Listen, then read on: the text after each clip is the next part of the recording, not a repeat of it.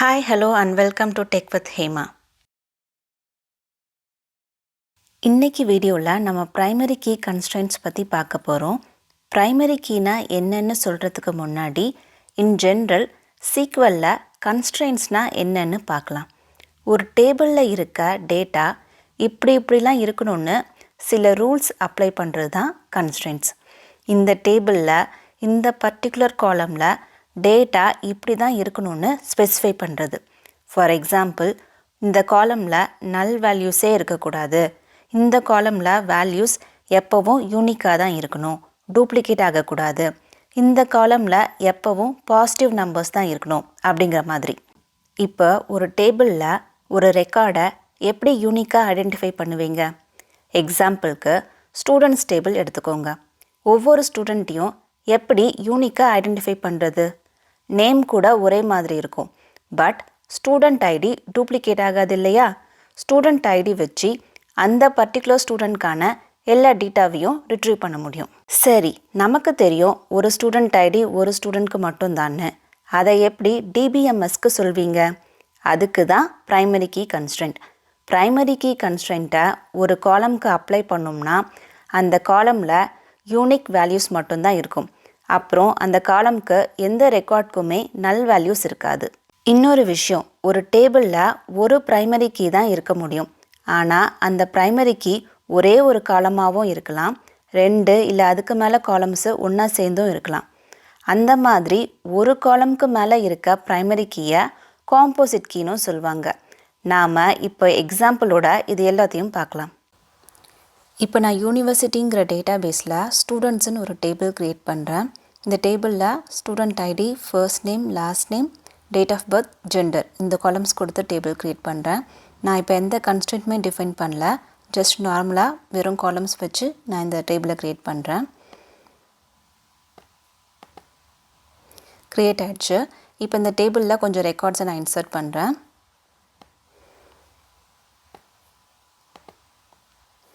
Six rose insert ஆகிருக்கு. இப்போ இதை டேபிளை வியூ பண்ணலாம். இப்போ பார்த்தீங்கன்னா நம்மக்கிட்ட 6 ரெக்கார்ட்ஸ் இருக்குது. ஒவ்வொரு ஸ்டூடெண்ட் ஐடியும் டிஃப்ரெண்ட்டாக இருக்குது.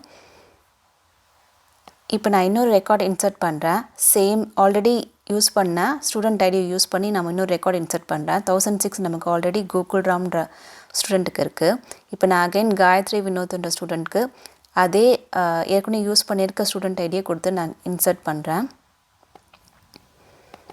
இப்போ பார்த்தீங்கன்னா நமக்கு எந்த எரரும் வரல, அந்த ரோ வந்து ஆட்டோமேட்டிக்காக இன்சர்ட் ஆகிடுச்சு.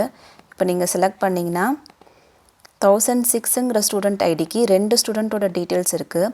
இப்போ இதனால் எப்படி உங்களால் வந்து ஒரு யூனிக்காக ஒரு ரெக்கார்டை ஐடென்டிஃபை பண்ண முடியும்? அதுக்கு தான் வந்து நம்ம ப்ரைமரி கீ கன்ஸ்ட்ரெண்ட்ஸ் யூஸ் பண்ணுறோம். இப்போ பாருங்கள், நீங்கள் ப்ரைமரி கீ எப்படி டிஃபைன் பண்ணுவீங்கன்னா 2 விதமாக வந்து நீங்கள் டிஃபைன் பண்ணலாம் க்ரியேட் பண்ணும்போது. ஸோ நீங்கள் எந்த காலமில் வந்து ப்ரைமரி கீயை வந்து ஸ்பெசிஃபை பண்ணுறீங்களோ அந்த காலமை வந்து டிஃபைன் பண்ணும்போது student ID, integer, primary key அப்படின்னு ஸ்பெசிஃபை பண்ணலாம். நான் க்ரியேட் பண்ணுறேன். ஸோ இது க்ரியேட் ஆகிடுச்சு.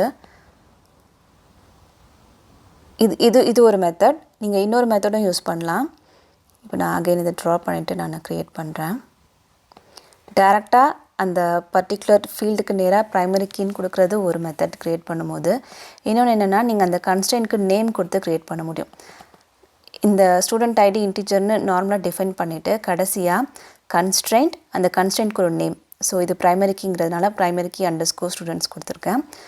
அப்புறமா ப்ரைமரி கீ ஆஃப் எந்த காலமில் வந்து நம்ம ப்ரைமரி கீயாக வந்து எந்த காலமை வந்து நம்ம ப்ரைமரி கீயாக வந்து ஸ்பெசிஃபை பண்ணுறோமோ அந்த காலமை வந்து நம்ம கொடுக்கணும். ஸோ இது இன்னொரு மெத்தட் க்ரியேட் பண்ணும்போது. இப்போ நான் அதே ரெக்கார்ட்ஸை இன்சர்ட் பண்ணுறேன்.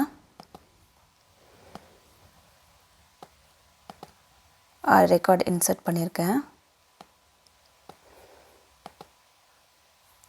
இப்போ நான் இன்னொரு ரெக்கார்டை அதே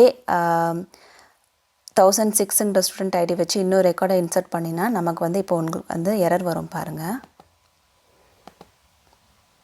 இப்போ பார்த்தீங்கன்னா என்ன எரர் வந்திருக்குன்னா violation of primary key constraint pk underscore students cannot insert duplicate key in object dbo.students the duplicate key value is 1006 அந்த வேல்யூவோட நமக்கு எரர் வந்திருக்கு பாருங்க violation of primary key constraint சொல்லிட்டு ஏன்னா நம்ம primary key student ஐடியில் டிஃபைன் பண்ணியிருக்கோம் ஸோ primary key கொடுத்தா என்ன அர்த்தம்னா அந்த ஃபீல்டு வந்து நல்லா இருக்கக்கூடாது ப்ளஸ் அது வந்து யூனிக்காக இருக்கணும் ஆல்ரெடி அந்த வேல்யூ வந்து மற்ற எந்த ரெக்கார்டுக்கும் வந்து இருக்கக்கூடாது ஸோ அதனால் நம்ம இந்த மாதிரி தெரியாமல் நம்ம வந்து பண்ணும்போதும் நீங்கள் ப்ரைமரி கீ டிஃபைன் பண்ணியிருந்தீங்கன்னா அந்த கன்ஸ்டன்ட் இருந்துச்சுன்னா டூப்ளிகேட் ரெக்கார்ட்ஸை வந்து அதை அக்செப்ட் பண்ணாது நமக்கு வந்து எரர் த்ரூ ஆகும் அந்த வகையில் டேட்டா வந்து நமக்கு வந்து அக்யூரேட்டாகவும் ரிலையபிளாகவும் இருக்கும் ஸோ இது க்ரியேட் பண்ணும்போது நம்ம இப்படி டிஃபைன் பண்ணலாம் இந்த ரெண்டு விதமாக அகைன் நீங்கள் வந்து ஆல்டர் பண்ணும்போது கூட வந்து நீங்கள் வந்து இந்த ப்ரைமரி கீயை டிஃபைன் பண்ண முடியும் இப்போ நான் அகைன் ட்ராப் பண்ணுறேன் ஃபஸ்ட்டு நான் வந்து ப்ரைமரி கீ எதுவுமே இல்லாமல் வந்து நான் உங்களுக்கு வந்து டேபிள் க்ரியேட் பண்ணுறேன் இப்போ நீங்கள் வந்து ஆல்டர் ஸ்டேட்மெண்ட் யூஸ் பண்ணியும் வந்து நீங்கள் ப்ரைமரி கீ ஆட் பண்ணலாம் ஸோ அதுலேயும் வந்து ரெண்டு மெத்தட் இருக்குது alter table students add primary key student ID இப்படியும் பண்ணலாம் இல்லாட்டி இன்னொரு மெத்தடும் இருக்குது அது என்னென்னா நீங்கள் கன்ஸ்ட்ரெயின்ட்க்கு நேம் கொடுத்து ஆல்டர் டேபிள் ஸ்டூடெண்ட்ஸ் ஆட் கன்ஸ்ட்ரெயின்ட்க்கு நேம் கொடுத்துட்டு primary key of student ID இப்படியும் பண்ணலாம் இது இன்னொரு மெத்தட் ஸோ நீங்கள் ஆல்டர் பண்ணும்போது பார்த்தீங்கன்னா அந்த அந்த அந்த ஃபீல்டு வந்து நாட் நல் ஃபீல்டாக இருக்கும் அதாவது வந்து நீங்கள் டிஃபைன் பண்ணும்போதே வந்து அந்த ஃபீல்டு நல்லா இருக்கக்கூடாது அப்படின்னு சொல்லிட்டு டிஃபைன் பண்ணியிருக்கணும் அப்படி நீங்கள் டிஃபைன் பண்ணலன்னா உங்களால் ஆல்டர் பண்ண முடியாது இப்போ நான் நாட் நல் இல்லாமல் பண்ணுறேன்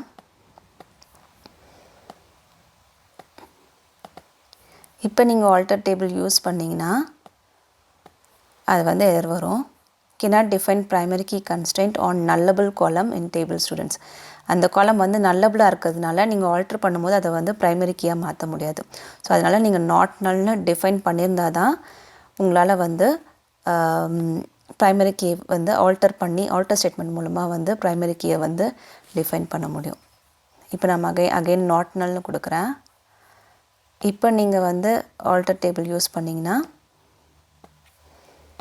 இது ரெண்டுத்தில் எது யூஸ் பண்ணிங்கனாலும் ஒர்க் ஆகும் அதே மாதிரி கடைசியில் வந்து ட்ராப் பண்ணுறதுக்கு நீங்கள் வந்து alter table students drop constraint கொடுத்து கன்ஸ்ட்ரெயின்ட் நேம் கொடுக்கணும் இந்த ப்ரைமரி கீயை ட்ராப் பண்ணணுன்னா